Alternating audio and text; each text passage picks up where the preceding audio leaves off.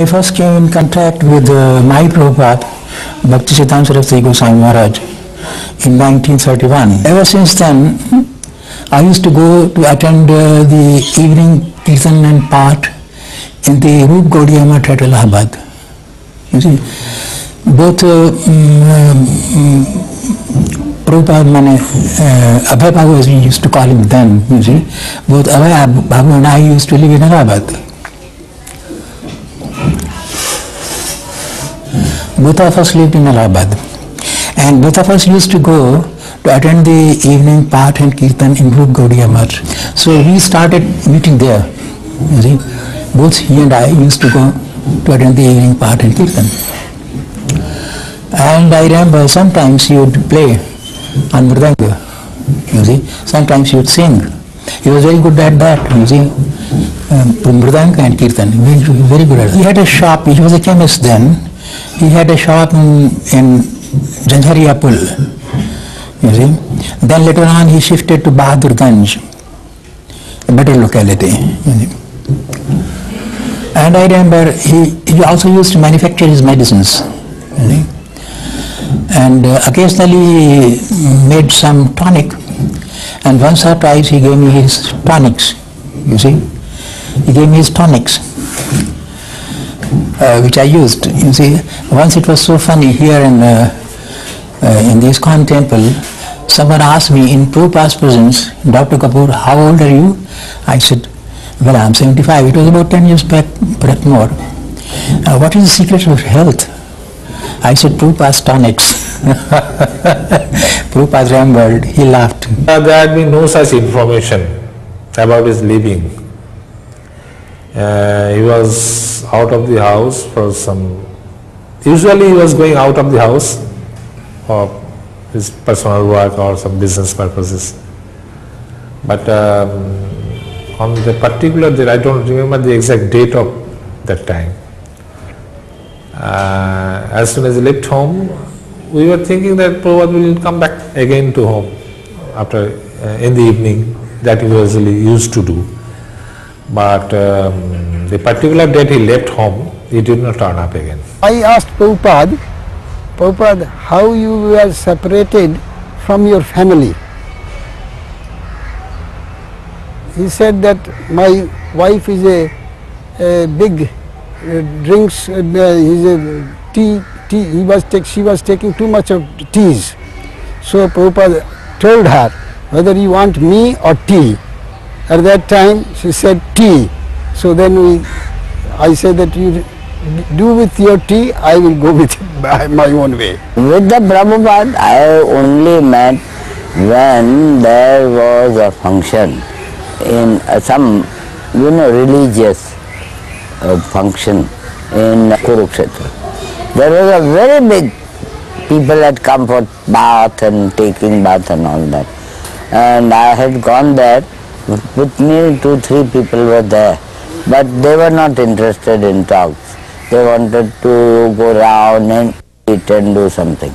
I was not interested, I was going around seeing people. So I met Prabhupada sitting down below a tree because it was quite hot. So he was sitting there. So I asked him, I said, Babaji, kya kar rahe ho tum? He was in white clothes, dhoti and baran. So he said, nahi, main aisa hi baitha hu. So then I had a talk with him for about half an hour or so. At that time I don't think he had become a sadhu or sannyasi. He was just... Then he said, no, my family is in Calcutta, but I had come for this function here to have bath. That way we talked for some time. And then he said, suppose I want to meet you. I gave him my card. Choksi, you knew, no? My office fellow. He was with me. So Choksi was somewhere. I called him. I said, Choksi, come.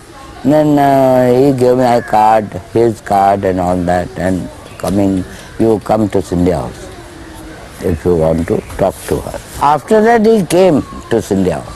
One evening, very late, till later. I was still in the office doing some work. Then I got up and wanted to come home.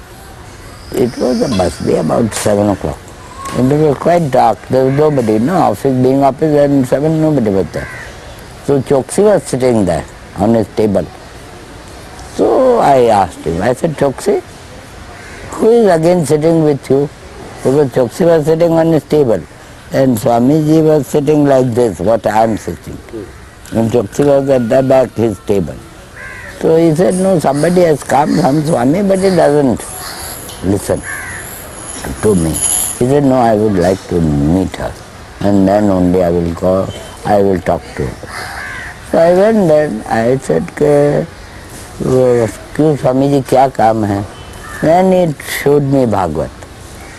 He said, I have heard your name and we have met in Kurukshetra, if you remember. I want to get this book printed. I said, you can come tomorrow because when there are some people and daylight and also, at this time it is really getting darker. So Choksi is alone. So he said, yes, I'll come.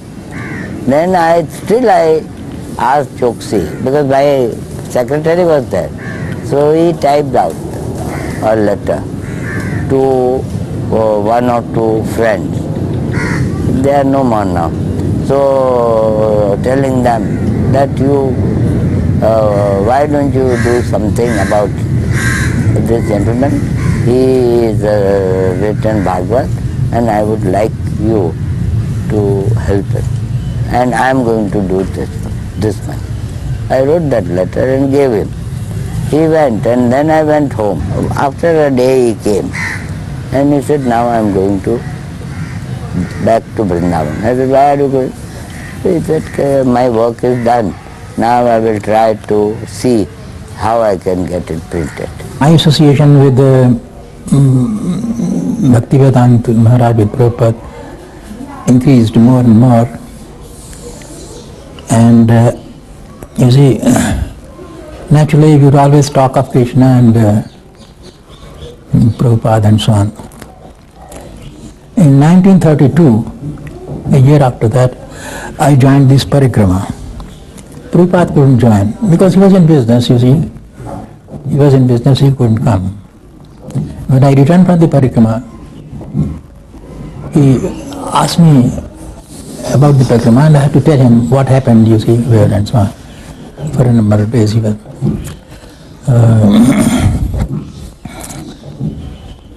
For about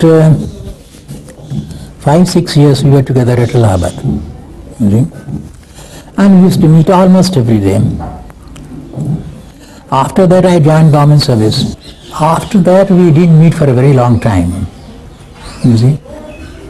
For a very long time, I think about 25 or 30 years. You see? When I retired from government service, I came to stay here in Vrindavan. You see? And I had lost all contact with Prabhupada. I didn't know what had happened to him. Perhaps he didn't know about me.